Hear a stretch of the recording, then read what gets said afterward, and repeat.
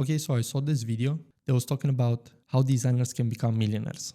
And I'm like, this is great. This is exactly what I want to do. How do I become a millionaire? And it's actually really good advice. So I just wanted to go over the video and watch it together. To give you some context, I'm a design lead at an agency called Permill. And yeah, I've been doing this for over 15 years, but I'm still not a millionaire. Just to give you a sense of how far I am, growing up, my idea of being rich was to have $10,000 in your account. And that was my financial strategy well into my 20s, where I tried to get to $10,000 and then I would spend absolutely everything that I could, thinking that I'm going to be good for the rest of my life. But then your income starts going up, you get better at what you do. So that makes sense.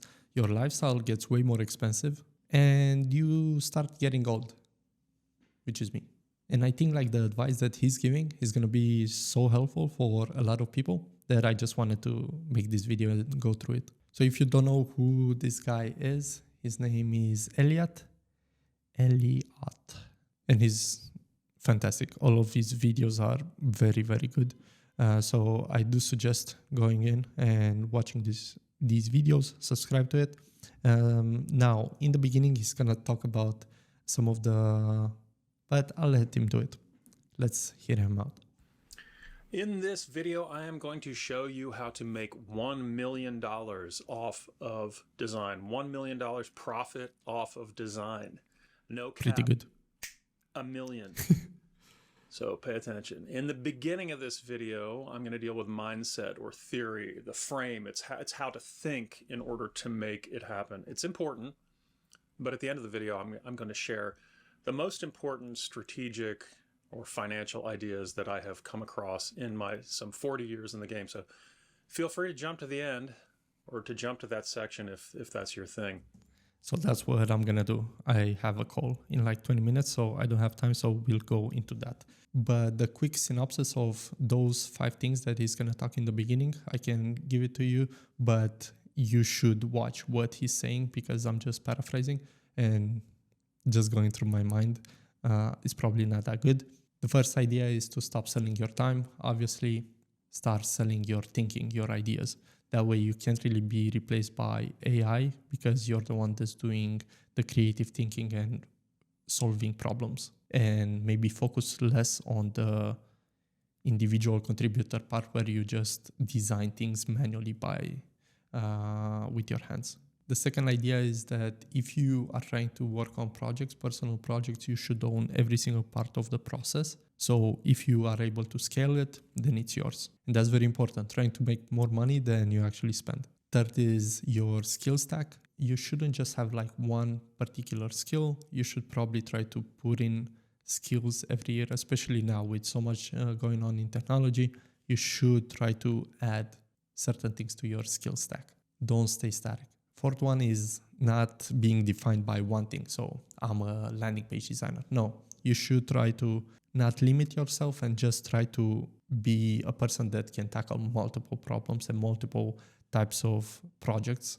That personally has helped me a lot. And fifth is more around showing your work, being more present, being out there. I know it's tough. It's very tough to talk in front of a camera, but I'll do it. And you should share what you're working on and what inspires you. And that way, when people have a certain problem, they're going to think of you that you're the one that can solve that problem. Now back to this video and to the part that's actually very interesting for me, how to make $1 million. In practice, how to make $1 million through design. These are the specific techniques that get the job done.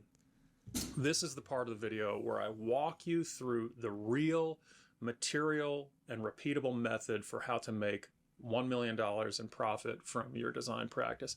Now it starts with one principle: to prioritize long-term goals over short-term gratification. It's really that simple. Again, this is a little bit of mindset, and we'll get into the specifics in a second, but prioritizing long-term goals over short-term gratification is key. This is about discipline and plus time equals freedom. And the most powerful tool in that equation is what Albert Einstein called the most powerful force in the universe, and that is compounded interest. So most importantly, you have to have the self-discipline to live below your means. So if you make $40,000 a year, you need to learn to live on 25. If you're making $150,000 a year, you have to build your life around $100,000 a year. That margin, that's not the money that you save. You invest that money, and we'll talk about that in a moment. Let's get this straight. Saving and investing are two different things. Investing your I had no idea about any of these until I was 27. money is not saving.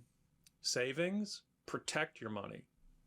What is it today with a savings account? You get 2.125 interest. With savings, you barely beat inflation if you're lucky. Investing multiplies your money, and we're going to talk about this in a second. But investing is not gambling. It's not YOLO crypto or fucking meme stocks. Fuck that shit. That shit is for suckers and fools. Investing is long-term. I have invested in crypto and I have lost everything. Diversified, boring, beautiful compounding. Now get this book, The Intelligent Investor by Benjamin Graham. And why is this book the gold standard? Well, it was published in 1949. It's considered the Bible of value investing. Benjamin Graham was Warren Buffett's mentor at Columbia Business School. And Buffett himself said, it's by far the best book on investing ever written. And now here's the most important idea, the one that you've been waiting for, the sauce, the thing that I don't think that I see in any of these business or design videos. It's the most important idea I've come across in nearly 40 years of doing this kind of work. I should say strategic/financial idea, not creative idea. If you have the discipline to invest a portion of every client payment and never touch it, you can multiply your income without doing more work. So you can multiply design fees by investing a percentage of revenue. This is the real unlock. It's not a cheat code because it's not cheating, but this is the cheat code. This is the best advice that I can give you. Let's look at a scenario where you are lucky enough to do a job where you earn a $30,000 design fee for a client. We will talk about if you're younger than that or if you're not in that place in a second. But let's assume a scenario where you were lucky enough to bill $30,000 for a client. If you receive a $30,000 design fee, I'm suggesting that you invest a portion of that, invest $10,000 of that. You don't touch that money. Over time, thanks to the magic of compounded interest over a 30-year period, that $10,000 investment has the potential at a 7% yearly return to become $66,123. Now, for most people, this is not groundbreaking. Compound interest, yeah, okay, all is fine. But I do like this idea of taking parts of, especially if you're a contractor and if you're a designer, at some point you did contracting work. In my case, I prefer if I do anything extra outside of work that I'm trying to invest. So I'm trying my best to do that. And that's what I like the idea of like any additional income that instead of spending on bullshit, trying to invest. I think that's key. So, with this method, with this idea of investing through value-based investing, a portion of every design fee, a $10,000 design fee, $10,000 invested becomes $66,123 over 30 years. So your $30,000 design fee over a 30-year period becomes $96,124. So in a way, it's as if the client paid you they don't even know that they paid you $96,000 for your design fees. These things work, they scale backwards. In other words, if you're making less money, the same principles work. And a lot of time, Let's listen to Charles compound Schwab. interest Charles can help Schwab. grow a portfolio So you significantly. fully understand what's happening here. Compound interest is reinvesting earned interest back into the principal of an investment. As you reinvest interest on top of interest, your investments can grow over time. This idea can be a little abstract, So let's look at a hypothetical scenario to better understand the potential power of compound interest. Suppose there are two investors who have a starting balance of $10,000 each. They both decide to buy the exact same investment on the same date, and Thank they you. both plan to hold their investments for 30 years. But one investor plans to withdraw the interest at the end of each year, while the other plans to reinvest the interest and let it compound. Let's fast forward 30 years to see the difference in potential returns. In this example, let's suppose that the investment earns 7% per year. Also, I kind of hate like this in every Reddit post or any YouTube video. It's like, oh, you can make 10% per year. On average, that's historically been correct, but you can never know what to expect. The investor withdrawing interest every year would have earned $700 per year. Over 30 years, the earnings would have totaled $21,000. But let's see how much of a difference reinvesting the interest could have made. The investor who reinvested the interest would have possibly earned $66,123 over the 30-year period. But that 66,000 is only available after 30 years. Like you don't get to spend $700 per month, which could be fun. This is more than triple the returns of the other investor. This example illustrates the power of compound interest. Now, let's take it to another level and discuss the importance of time. Compounding over a long period of time. But hold up, Elliot. I don't get $30,000 design fees. Well, you need to pull your head out of your ass and realize that you can and should be doing the same thing with a $1,000 design fee or a $100 design fee. This is how you make a milli, by turning your fees into long-term assets. You design a practice that pays now and later. Now, your client is going to think that they're just paying you for a deliverable. But what you're actually doing is building a system that pays you again and again and again. So how do you do this?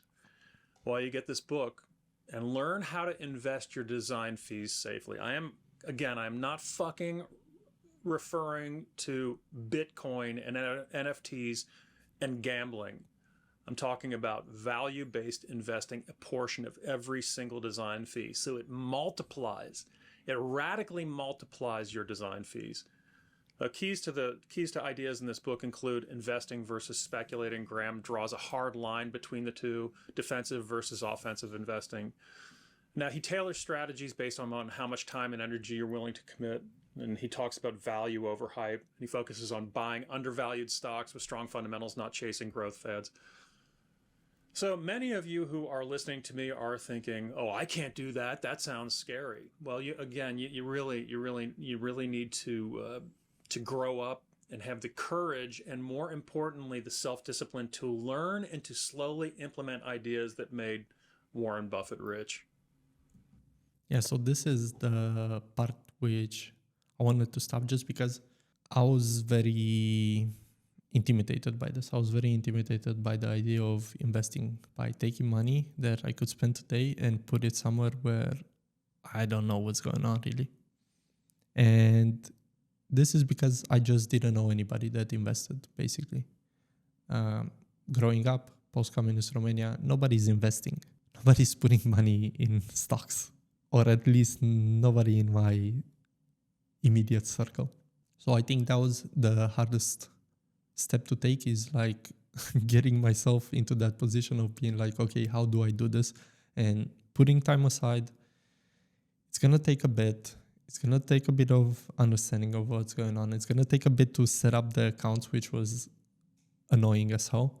But then I started doing a lot of what this guy is saying. And he's been 40 years in the game, as he says. I've only been 15 years in the design game, in the investing game, way less. But this is the kind of video I wished I would have seen maybe 10 years ago.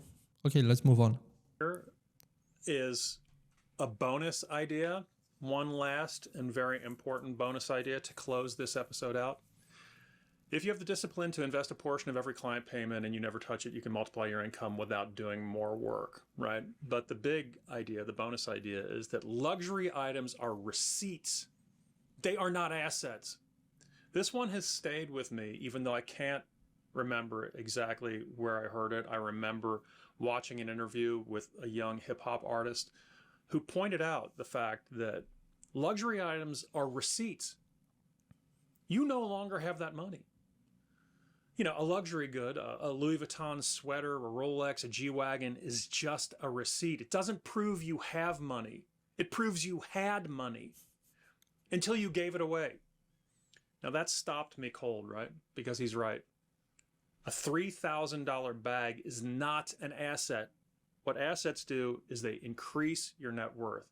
A $3,000 bag, a Birkin bag, $10,000 bag, takes away from your net worth. Luxury goods are a certificate of extraction. It says, I once had this money. Now, any of you who have been on the grind and working realize exactly how hard it is to get assets and how easy it is to lose them. Luxury items earn you nothing. So the deeper idea here is this. If you are serious about building a profitable, sustainable, and creative life, you need to develop the psychological discipline to ignore the pressure to perform wealth. No flexing. No designer as lifestyle brand energy. Because real financial power isn't loud, it's quiet. It accumulates. It doesn't leak. Luxury goods are liabilities, not assets. They don't produce value. They don't compound. They don't buy back your time. So instead of buying things that make you look successful, buy things that make you more capable. Buy the tools, buy 3D printers, buy CNC machines. Those are not technically assets, but they do in fact increase your skill stack. And then buy assets, buy real estate, buy companies. But the way that we do this is by multiplying our design fees, by investing a portion of absolutely every sale. Buy the tools, buy skills, buy the gear that generates income. And now, one thing that I want to push back on this is just the fact that he's saying like, okay, just take a portion, invest it. I think you also need to pay taxes. So if you want. Buy your time. Let your future be the flex. Let freedom be the outcome. Because you don't want to look rich. You want to be free. I hope this helps.